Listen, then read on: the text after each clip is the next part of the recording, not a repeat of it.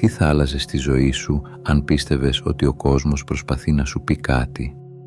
Τι θα άλλαζε αν κάθε τυχαία στιγμή ήταν στην πραγματικότητα μια πρόσκληση, μια ευκαιρία να δεις λίγο πιο βαθιά, να ακούσεις λίγο πιο προσεκτικά, να εμπιστευτείς λίγο περισσότερο τον εσωτερικό σου ρυθμό?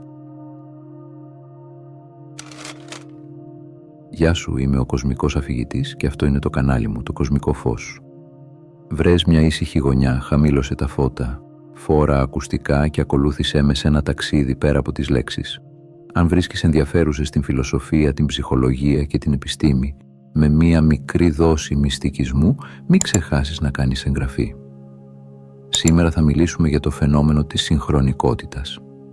Εκείνες τις παράξενες, τυχαίες στιγμές που μοιάζουν να έχουν νόημα, σαν να σου ψιθυρίζει κάτι ο ίδιος ο κόσμος.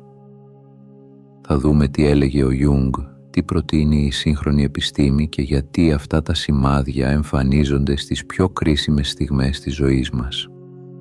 Μείνε μέχρι το τέλος γιατί θα φτάσουμε στη βαθύτερη ουσία του φαινομένου. Πώς η συγχρονικότητα μπορεί να γίνει πηξίδα στην προσωπική σου πορεία και πώς απαντά η πραγματικότητα στις εσωτερικές καταστάσεις μας και τι πρέπει να παρατηρείς για να καταλάβεις πότε το σύμπαν σου μιλά.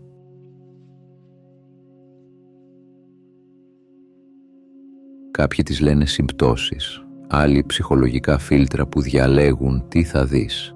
Αλλά, αν το σκεφτείς, δεν είναι περίεργο ότι τέτοια γεγονότα εμφανίζονται ακριβώς στις στιγμές που τα χρειάζεσαι περισσότερο. Στις κρίσιμες καμπές, στις μεγάλες αποφάσεις, στις στιγμές που κάτι μέσα σου αλλάζει πορεία.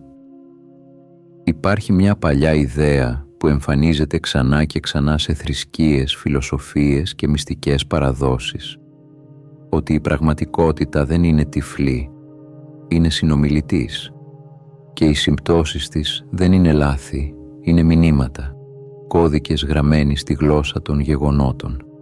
Ο Ιούγκ την ονόμασε συγχρονικότητα, την νοηματική σύμπτωση που συνδέει την εσωτερική σου κατάσταση με εξωτερικές εκδηλώσεις.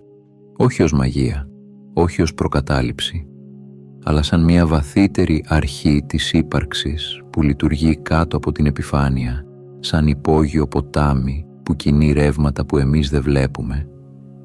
Και ίσως, αν κάποιος μπορούσε να διαβάσει αυτό το ποτάμι, θα καταλάβαινε ότι η ζωή δεν είναι μια σειρά από τυχαία επεισόδια, αλλά μια ιστορία που γράφεται μαζί σου. Σήμερα θα κατέβουμε σε αυτό το ποτάμι, θα δούμε τι λέει η ψυχολογία, τι υπονοεί η φυσική και κυρίως τι σημαίνουν όλα αυτά για σένα σήμερα εδώ στη δική σου πορεία. Γιατί αν οι συμπτώσεις δεν είναι τυχαίες, τότε δεν είσαι απλώς παρατηρητής της πραγματικότητας. Είσαι μέρος ενός μεγαλύτερου μηχανισμού νοήματος και ίσως, μόνο ίσως, το σύμπαν προσπαθεί να σου μιλήσει. Ας ξεκινήσουμε. Υπάρχουν γεγονότα που δεν χρειάζονται φιλοσοφία για να σε συγκλονίσουν, αρκεί η ίδια η ακρίβειά τους. Συμπτώσεις τόσο λεπτές, τόσο ακριβείς, που μοιάζουν σαν κάποιος να τις είχε σκηνοθετήσει. Σαν να υπήρχε ένα αόρατο νήμα που ένωσε δύο άσχετες στιγμές και τις μετέτρεψε σε μήνυμα. Ένας άνθρωπος περπατάει μόνος στο Παρίσι, ξενιτεμένος, χαμένος, χωρίς πηξίδα. Την ώρα που περνάει μπροστά από ένα παλιό βιβλιοπωλείο, ένα βιβλίο πέφτει στα πόδια του από τον πάγκο. Ο τίτλος «The Man Who Lost Himself». Την ίδια ακριβώς φράση είχε γράψει στο ημερολόγιό του το προηγούμενο βράδυ. Αγόρασε το βιβλίο και το διάβασε. Το διήγημα ήταν τόσο όμοιο με τη ζωή του που θα ορκιζόσουν ότι κάποιος την είχε γράψει για εκείνον. Τώρα ήξερε ακριβώς τι πρέπει να κάνει. Μια γυναίκα σκεφτόταν επί μέρες να πάρει μια δύσκολη απόφαση. Είχε δύο επιλογές. Μία που ήξερε ότι την ακολουθούσε χρόνια και μία άλλη άγνωστη αλλά πιο ζωντανή. Κάθε μέρα δίσταζε. Ένα βράδυ, απειβδισμένη, ψιθύρισε «Μακάρι να είχα ένα σημάδι». Την ίδια στιγμή χτύπησε το τηλέφωνο. Ήταν μια φίλη της. Μια άγνωστη αντρική φωνή στην άλλη άκρη της γραμμής είπε «Κάντο κι ας φοβάσαι». Η φίλη της εξήγησε ότι την ώρα που έβλεπε μία ταινία ένιωσε την ανάγκη να την πάρει τηλέφωνο. Σταμάτησε την ταινία και την στιγμή που η φίλη της σήκωσε το τηλέφωνο η ταινία ξεκίνησε να παίζει μόνη της. Μία ομάδα ψυχολόγων κατέγραψε εκατοντάδες τέτοιες ιστορίες και σχεδόν όλες είχαν κάτι κοινό. Οι συγχρονικότητες εμφανίζονταν όχι τυχαία, αλλά στις στιγμές αλλαγής, σε φάσεις κρίσης, μετάβασης, αποφάσεων, θλίψης, αναγέννησης, σαν να ενεργοποιείται ένας κρυφός μηχανισμός όταν η ζωή βρίσκεται σε καμπή. Οι επιστήμονες τις κατέγραψαν σαν ανεξήγητες συμπτώσεις. Οι φιλόσοφοι τις είδαν σαν νόημα, οι μύστες σαν μηνύματα. Αλλά το περίεργο δεν είναι η ιστορία. Το περίεργο είναι το χρονικό σημείο. Οι πιο βαθιές συγχρονικότητες έρχονται όταν ο εσωτερικός σου κόσμος βρίσκεται στα όρια του, όταν αλλάζεις πίστα, όταν κάτι μέσα σου μετακινείται, και όσο περισσότερο βλέπεις αυτά τα γεγονότα, τόσο πιο δύσκολο γίνεται να τα θεωρήσεις απλή τύχη. Γιατί πόσες φορές μπορεί να ευθυγραμμιστεί η πραγματικότητα με την πιο κρυμμένη σου σκέψη πριν αναρωτηθείς αν τελικά υπάρχει μια βαθύτερη αρχιτεκτονική κάτω από όλα. Στο επόμενο κεφάλαιο θα κατέβουμε βαθύτερα, εκεί όπου ο Ιούγκ προσπάθησε να εξηγήσει αυτή τη γλώσσα του σύμπαντος. Όχι με μυστικισμό, αλλά με ψυχή. Με έναν χάρτη που, όσο παράξενος και αν ακούγεται, περιγράφει την εσωτερική γεωγραφία όλων μας.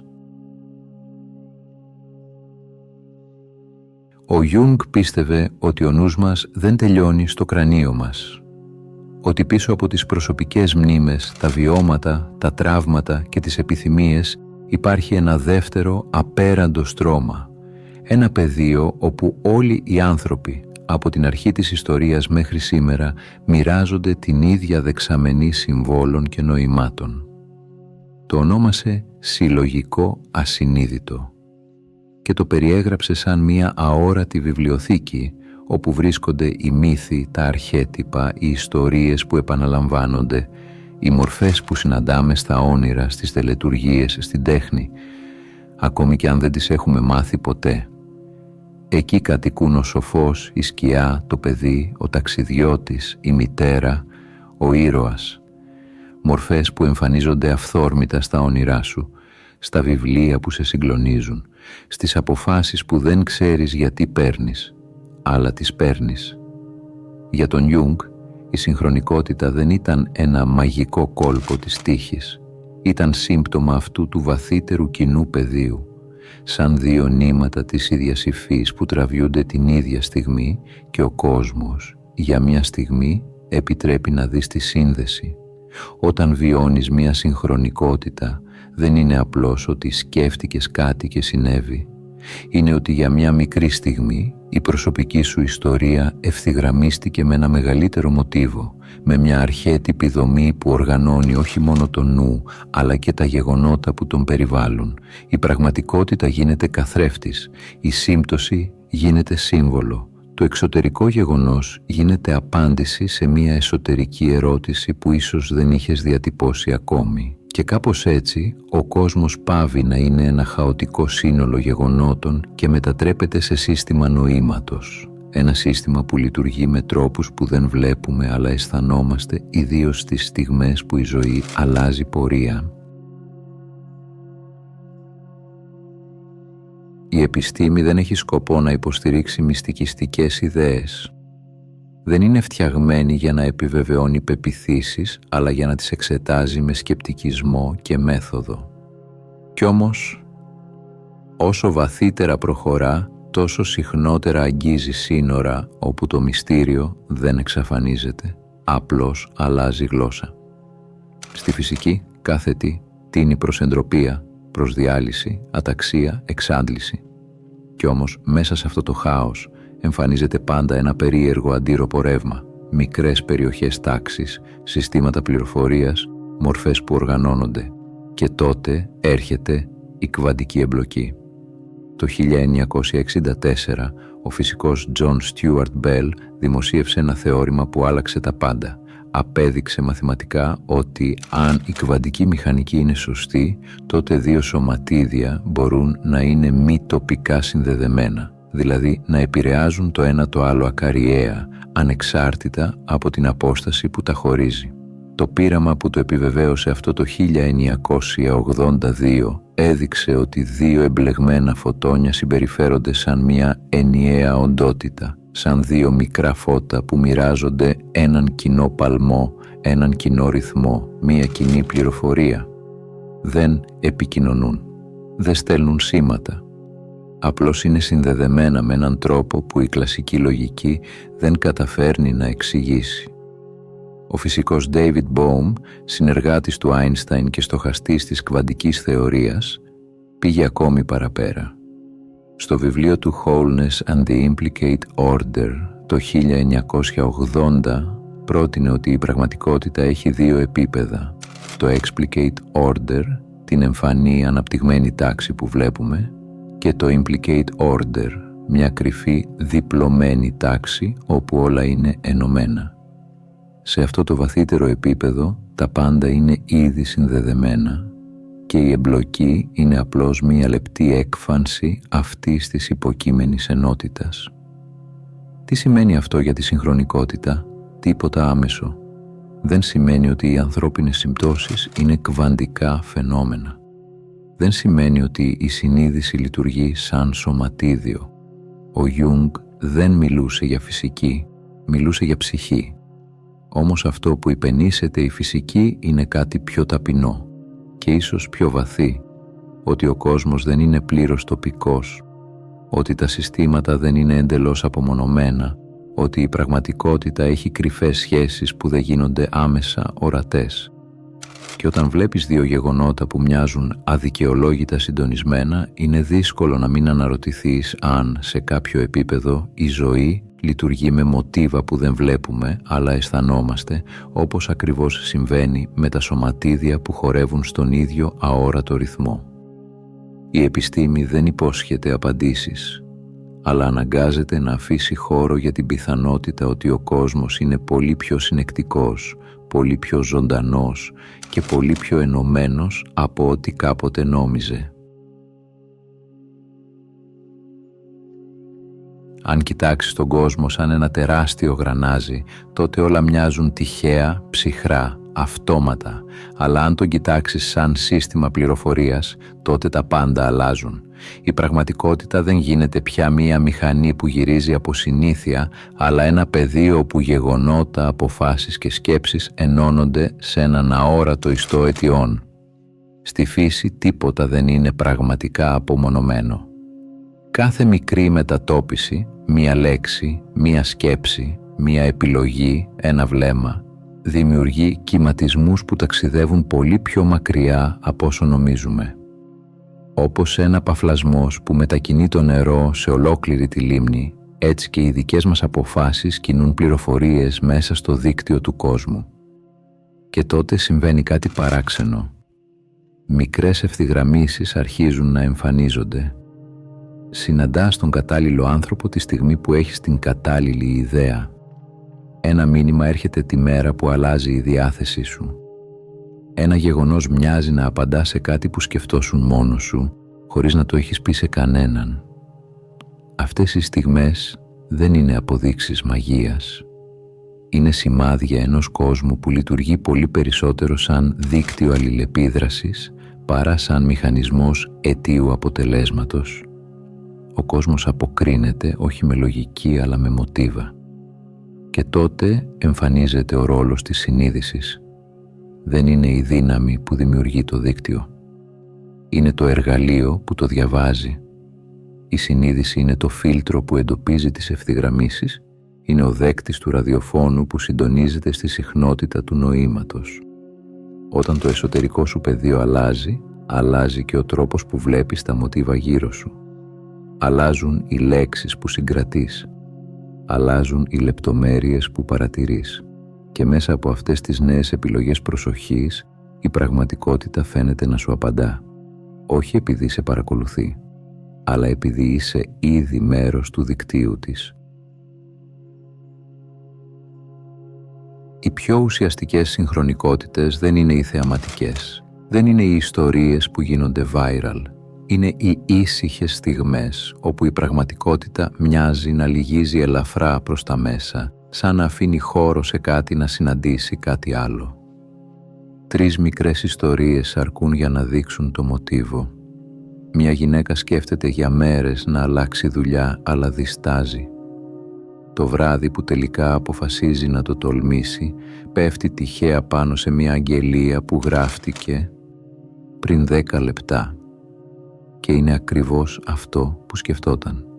Δεν υπάρχει θαύμα εδώ, υπάρχει ευθυγράμμιση. Μια εσωτερική απόφαση που ανοίγει χώρο σε κάτι εξωτερικό. Ένας άντρας διαβάζει για πρώτη φορά έναν παλιό φιλόσοφο και νιώθει ότι κάτι τον καλεί.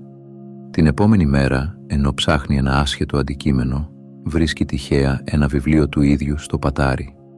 Κανείς δεν θυμάται πότε αγοράστηκε, κανείς δεν θυμάται πώς βρέθηκε εκεί. Το μοτίβο εδώ δεν είναι μαγικό, είναι επανάληψη. Η ίδια ιδέα εμφανίζεται από 2 κατευθύνσεις, σαν να προσπαθεί να γίνει ορατή. Και μια τρίτη ιστορία, 2 άνθρωποι που δεν γνωρίζονται, μελετούν το ίδιο σπάνιο θέμα την ίδια εβδομάδα και συναντιούνται εντελώς τυχαία σε μια διάλεξη που κανείς τους δεν είχε προγραμματίσει να παρακολουθήσει. Το γεγονός δεν έχει λάμψει. Έχει όμως εκείνη την αίσθηση ότι 2 διαδρομές σπρώχτηκαν απαλά ώστε να συναντηθούν σε ένα σημείο. Τέτοιες ιστορίες δεν αποδεικνύουν τίποτα, αλλά αποκαλύπτουν ένα μοτίβο. Δείχνουν πως οι τυχαίες συγκυρίες συχνά διαθέτουν μια εσωτερική συνοχή. Τα γεγονότα δεν έρχονται από το πουθενά. Εμφανίζονται σαν να ακολουθούν έναν λεπτό ρυθμό, σαν να γνωρίζει το ένα ότι κάπου πέρα από το οπτικό μας πεδίο σχετίζεται με το άλλο. Και τότε το συμπέρασμα δεν είναι μεταφυσικό, είναι φιλοσοφικό. Το σύμπαν δεν γίνεται ξαφνικά ζωντανό. Απλώς επιτρέπει αυτές τις συναντήσεις. Ανοίγει ένα μικρό παράθυρο, όχι για να αποδείξει ότι έχει πρόθεση, αλλά για να υπενηχθεί κάτι για τη δομή του. Ότι η πραγματικότητα δεν είναι μία ευθεία γραμμή, αλλά ένα υφαντό από νήματα που ακολουθούν άγνωστους δεσμούς. Και κάθε τόσο 2 από αυτά τα νήματα λυγίζουν απαλά ώστε να αγγίξουν το ένα το άλλο. Η συγχρονικότητα δεν εμφανίζεται τυχαία, εμφανίζεται όταν μέσα μας κάτι κινείται, κάτι αλλάζει, κάτι ζητά απάντηση. Συχνά εμφανίζεται σε περιόδους κρίσης, όταν διαλύεται μια παλιά ταυτότητα, όταν νιώθουμε ότι χάνουμε το έδαφος ή όταν κάτι μέσα μας, ήσυχα διακριτικά, μας σπρώχνει προς μια νέα κατεύθυνση. Είναι σαν ο ψυχικός μας κόσμος να υπερχείλησε και να αρχίζει να αγγίζει τον εξωτερικό. Ο Γιούγκ έλεγε πως τα εξωτερικά γεγονότα, όπως οι περίεργες συμπτώσεις, λειτουργούν ως αντικειμενικά μηνύματα του ασυνείδητου. Όταν δεν ακούμε τον εσωτερικό μας κόσμο, τότε αυτός βρίσκει άλλους τρόπους να μιλήσει. Μπορεί να είναι μια φράση που ακούς τυχαία, μια εικόνα που βλέπεις την κατάλληλη στιγμή. Ένας άνθρωπος που εμφανίζεται ακριβώς όταν τον χρειάζεσαι. Δεν είναι ότι η πραγματικότητα θέλει να μας καθοδηγήσει. Είναι ότι εμείς, σε στιγμές εσωτερικής έντασης ή αναζήτησης, είμαστε πιο δεκτικοί, πιο ανοιχτοί, πιο ευαίσθητοι στο να δούμε τα νήματα που πάντα υπήρχαν. Η πραγματικότητα τότε λειτουργεί σαν καθρέφτης. Και ο καθρέφτης δείχνει ό,τι κινείται μέσα μας. Φόβους, επιθυμίες, ανάγκες, αποφάσεις που δεν έχουμε ακόμη τολμήσει να πάρουμε. Η συγχρονικότητα είναι το σημείο όπου ο εσωτερικός μας κόσμος συναντά τον εξωτερικό και του λέει «Κοίτα, αυτό είσαι και αυτό χρειάζεσαι τώρα». Υπάρχουν στιγμές στη ζωή που κάτι βαθύτερο φαίνεται να μας τραβάει προς μια κατεύθυνση που δεν θα επιλέγαμε ποτέ με τη λογική. Μία συνάντηση, ένα σημάδι, μία σύμπτωση που μοιάζει σχεδιασμένη με ακρίβεια. Ο Γιούγκ πίστευε ότι αυτές οι στιγμές δεν είναι απλώς συγκυρίες. Είναι ο τρόπος με τον οποίο η ψυχή επιχειρεί να βγει προς τα έξω, να εκδηλωθεί μέσα στον κόσμο της ύλης. Η συγχρονικότητα λειτουργεί σαν ένας αόρατος μηχανισμός εξέλιξης. Δεν σε ενημερώνει με λέξεις, αλλά με γεγονότα που σε οθούν ή σε αναγκάζουν να κινηθείς προς εκεί όπου ανήκεις. Είναι σαν μια εσωτερική πυξίδα που ενεργοποιείται όταν βρίσκεσαι μπροστά σε ένα σταυροδρόμι, όταν οι παλιές επιλογές δεν σε χωράνε πια, αλλά δεν έχεις ακόμη το θάρρος ή τη διάβγεια να κάνεις το επόμενο βήμα. Αυτές οι νοηματοδοτημένες συμπτώσεις είναι σαν μικρές προωθητικές δυνάμεις. Δεν σου δίνουν εξηγήσεις, σου δίνουν κατεύθυνση. Σε βγάζουν από την αδράνεια, σε οθούν πέρα από την αυτοκαταστροφική σου φύση, σε πηγαίνουν εκεί όπου το λογικό σου μυαλό διστάζει, αλλά η ψυχή σου γνωρίζει ότι πρέπει να πας. Κάθε φορά που μια συγχρονικότητα εμφανίζεται στη ζωή σου, είναι σαν να σου λέει «Εδώ, από εδώ είναι ο δρόμος, μην τον αγνοείς». Δεν πρόκειται για μυστικισμό. Είναι ένας εξελικτικός μηχανισμός. Ένας τρόπος με τον οποίο η εσωτερική σου πραγματικότητα προσπαθεί να συγχρονιστεί με το εξωτερικό σου μέλλον. Σαν να συγχρονίζονται δύο νήματα, το ποιος είσαι και το ποιος γίνεσαι, μέχρι να συναντηθούν στην ίδια στιγμή, στο ίδιο γεγονός, στην ίδια φαινομενικά τυχαία σύμπτωση.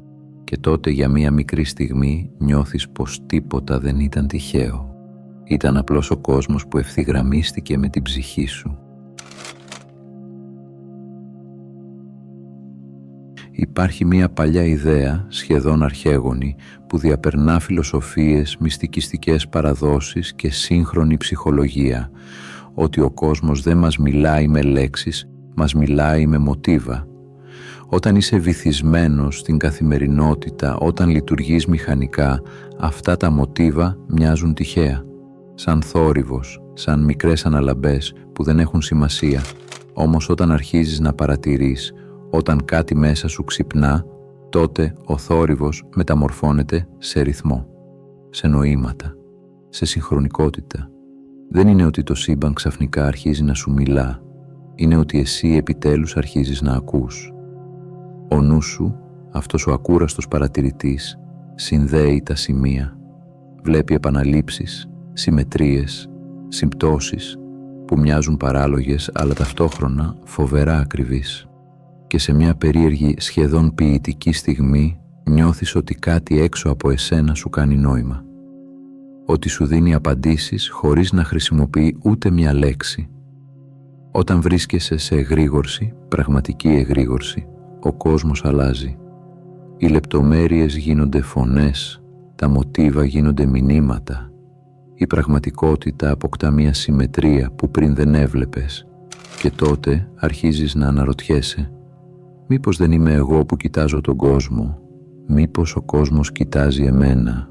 Η συγχρονικότητα ίσως δεν είναι τίποτε άλλο παρά μια λεπτή μορφή επικοινωνίας, μια γλώσσα φτιαγμένη όχι από γράμματα, αλλά από συναντήσεις που δεν έπρεπε να συμβούν, από αριθμούς που επανεμφανίζονται, από σκέψεις που υλοποιούνται λίγα λεπτά αργότερα, από μια σειρά γεγονότων που μοιάζουν σχεδόν υπερβολικά συμβολικά για να είναι τυχαία. Όχι, το σύμπαν δεν μιλάει με λέξεις, αλλά αυτό δεν σημαίνει ότι μένει σιωπηλό. Ίσως μιλάει πάντα, απλώς χρειάζεται να μάθουμε να διαβάζουμε την γλώσσα του.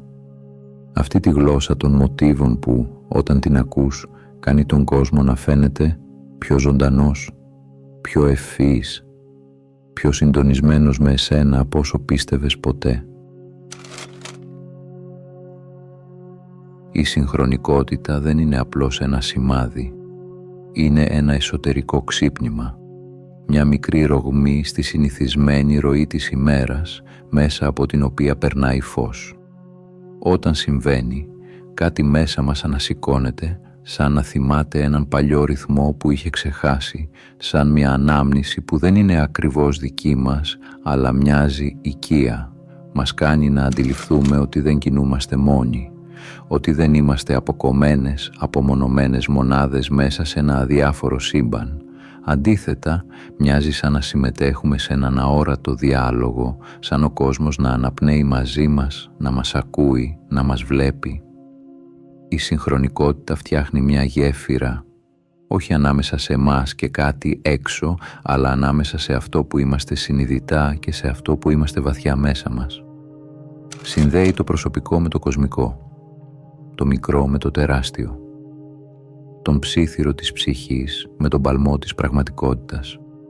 Και έτσι για μια στιγμή νιώθουμε το ανίποτο, ότι η ζωή δεν είναι τυχαία, ότι είμαστε μέρος ενός μεγαλύτερου σχεδίου, όχι προκαθορισμένου, αλλά ζωντανού, και ότι ίσως η ύπαρξή μας έχει περισσότερο νόημα από όσο τολμούμε συνήθως να πιστέψουμε. Η συγχρονικότητα δεν είναι κάτι που πρέπει να αποδείξεις, είναι κάτι που πρέπει να αναγνωρίσεις. Δεν χρειάζεται να πιστέψεις ότι το σύμπαν σου μιλάει για να δεις τα μοτίβα, αρκεί να σταματήσεις για μια στιγμή και να παρατηρήσεις, να δώσεις προσοχή στις λεπτομέρειες που συνήθως αγνοείς. Στο βιβλίο που τυχαία πέφτει μπροστά σου την ώρα που σκέφτεσαι μία συγκεκριμένη ερώτηση. Στο τραγούδι που ακούς 3 φορές την ίδια μέρα και οι στίχοι του μιλούν ακριβώς για αυτό που νιώθεις. Στον άνθρωπο που συναντάς εντελώς τυχαία τη στιγμή που χρειάζεσαι ακριβώς αυτόν τον άνθρωπο. Στον αριθμό, το όνομα, τη φράση που επανεμφανίζεται σαν να επιμένει να τραβήξει την προσοχή σου. Η συγχρονικότητα δεν φωνάζει, ψιθυρίζει. Και μόνο όσοι έχουν μάθει να ακούν τη σιωπή μπορούν να την πιάσουν. Πώς να αναγνωρίζεις τη συγχρονικότητα? Δεν υπάρχει τύπος, αλλά υπάρχουν σημάδια. 1. Η αίσθηση της αναγνώρισης. Όταν συμβαίνει κάτι και νιώθεις ένα ρίγος, μια εσωτερική βεβαιότητα, αυτό δεν είναι τυχαίο. Πρόσεχε, η ψυχή σου το ξέρει πριν το καταλάβει ο νους σου. 2. Το timing. Οι πιο ισχυρές συγχρονικότητες εμφανίζονται σε στιγμές αλλαγής, κρίσης, αναζήτησης. Όταν κάτι μέσα σου κινείται, ο κόσμος γύρω σου αρχίζει να κινείται μαζί του. 3. Η συναισθηματική ένταση. Δεν είναι απλώς ενδιαφέρον, είναι συγκλονιστικό. Σε αγγίζει σε ένα βαθύτερο επίπεδο, σαν να σου θυμίζει κάτι που ήξερες, αλλά είχες ξεχάσει. 4. Η επανάληψη. Όταν το ίδιο μοτίβο, η ίδια ιδέα, το ίδιο σύμβολο εμφανίζεται από διαφορετικές κατευθύνσεις μέσα σε λίγες μέρες, δεν είναι σύμπτωση, είναι σύγκληση. Ίσως η συγχρονικότητα να είναι απλώς ο τρόπος που ο κόσμος μας θυμίζει ότι δεν είμαστε μόνοι. Ότι δεν κινούμαστε σε ένα άψυχο, αδιάφορο σύμπαν. Ότι υπάρχει μια βαθύτερη τάξη, ένας αόρατος ιστός που μας συνδέει με τους ανθρώπους, με τα γεγονότα, με τις στιγμές που διαμορφώνουν τη ζωή μας.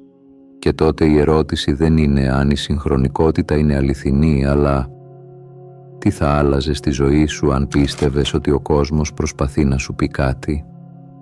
Ίσως να μην χρειάζεται να αποδείξεις τίποτα.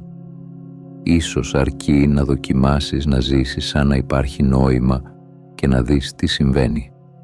Γιατί μπορεί στο τέλος η ζωή να μην είναι μια σειρά τυχαίων γεγονότων. Μπορεί να είναι ένας διάλογος και εσύ να έχεις ξεχάσει ότι μπορείς να μιλήσεις. Τώρα η σειρά σου. Ποια ήταν η τελευταία σύμπτωση που σε έκανε να σταματήσεις και να σκεφτείς? Τι προσπαθούσε να σου πει?